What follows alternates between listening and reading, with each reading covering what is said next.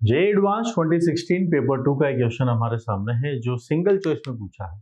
Marking scheme सही करने पर +3 हो, गलत करने पर -1 की पेनल्टी थी।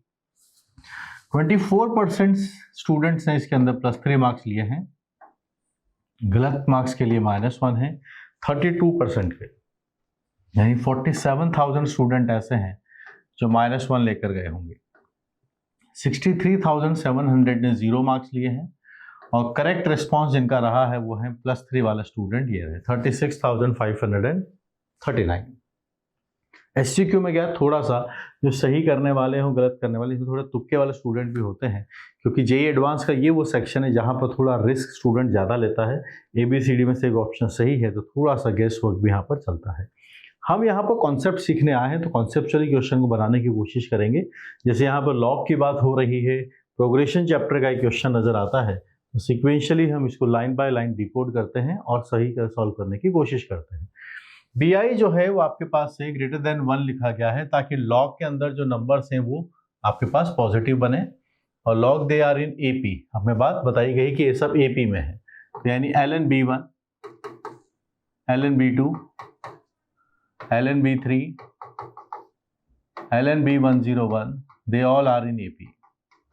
ठीक, और कॉमन डिफरेंस हमें दिया हुआ है, इन सब का कॉमन डिफरेंस है ln2। तो कॉन्जिक्यूटिव टर्म्स में अगर हिसाब से अगर हम देखें तो B2 को क्या लिखा जा सकता है, ये होगा ln B1 plus ln B3/2। आप यहाँ ले आइए, ln B2 is equal to log, अगर सेम हो तो प्रोडक्ट हो जाता है, स्क्वायर यहाँ आ जाएगा, तो हमारे पास डेटा बना B2 का square is equal to B1 B3।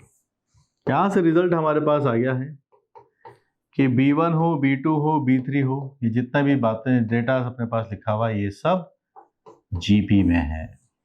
ठीक है, आपको अगर ये बात पता है कि अगर लॉग में दे रखा है AP में तो उसका एंटीलॉग लेने पर वो GP में आ जाते हैं, तो कोई प्रॉब्लम ही नहीं है, आप ये बात डायरेक्ट लिख सकते हैं।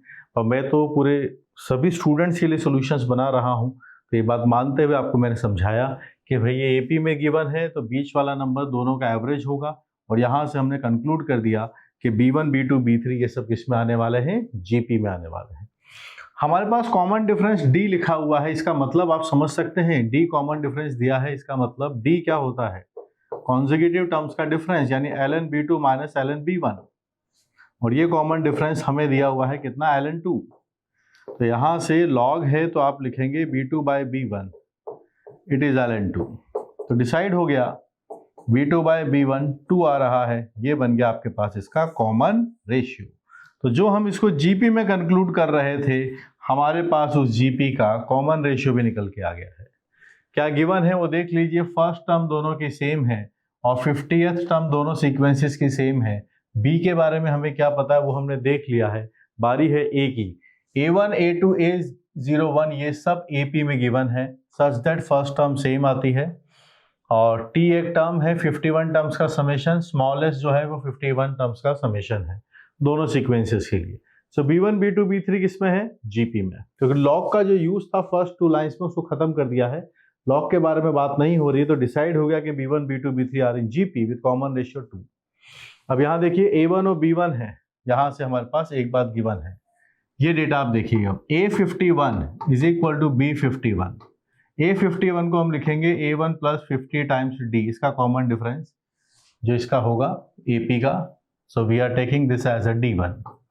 और ये है GP का 51 टर्म्स, क्या फॉर्मूला होता है, B1 आएगा आपके पास है common ratio two the power 51-1, ये A1 plus 50 times D1, B1 ही A1 है और R अपने पास आया था 2 टू द पावर 50, ये रिजल्ट हमारे पास आ गया है। एक रिजल्ट हमारे पास ये लिखा गया है। तो अगर हमें कभी जरूरत होगा तो हम इस डेटा को भी यूटिलाइज कर सकते हैं। अब बात करनी है कि हमें क्या पूछा जा रहा है, उसके अकॉर्डिंगली हम बात करनी है। जैसे एक तो पूछा जा रहा है A101 और B101, तो चलिए दोनों डेटा निकालते हैं। A101 1 प्लस 100 टाइम्स D1 आपके पास आ जाएगा, ठीक है, और B101 होगा आपके पास से B1 times R to the power 101 minus 1, जो आपके पास B1 ही A1 है, 2 पावर 100 आपके पास से बनता है, कितना बनता है, 2 पावर 100। मुझे 100 D1 चाहिए, तो मैं इसको क्या लिख सकता हूँ वो आप देखिएगा, यहाँ A1 ही रहेगा और इसको 2 टाइम्स 50 टाइम्स D1 हम लिखेंगे। ये ना 50 टाइम्स D1 ये डेटा आपके पास है, तो आप यहाँ से A1 लिखेंगे, ये 2 लिखा गया है and this is written as A1 2 power 50 minus 1। तो आप इसको थोड़ा सिंप्लीफाई करें, A1 मेरे पास कॉमन है, this is what I am getting.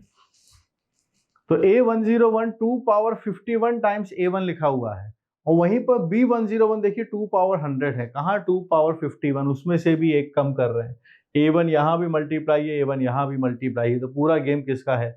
हम जानते हैं कि 2 पावर 100 ज़्यादा होता है 2 पावर 51 माइनस 1 से, तो अगर हम A1 से मल्टीप्लाई भी कर देंगे तो डिसाइडेड है कि हमारे पास B101 की वैल्यू ज़्यादा होगी A101 के साथ।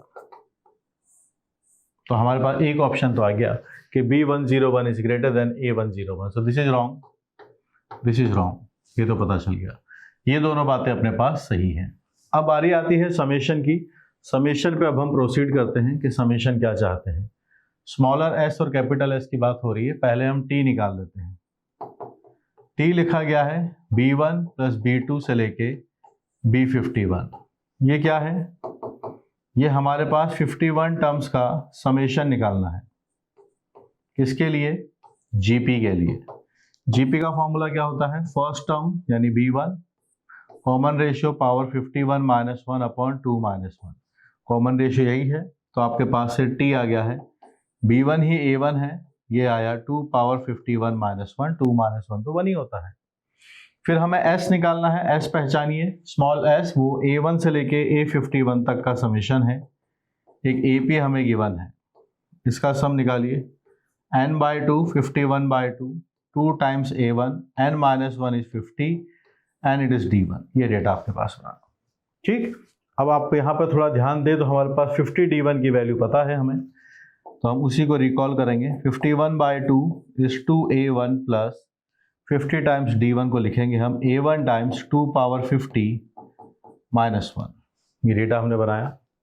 अब हमें बस दोनों को कंपेयर करना है यहाँ पर, तो कोशिश करेंगे कि हम सही रास्ते पर जल्दी पहुँच जाएं।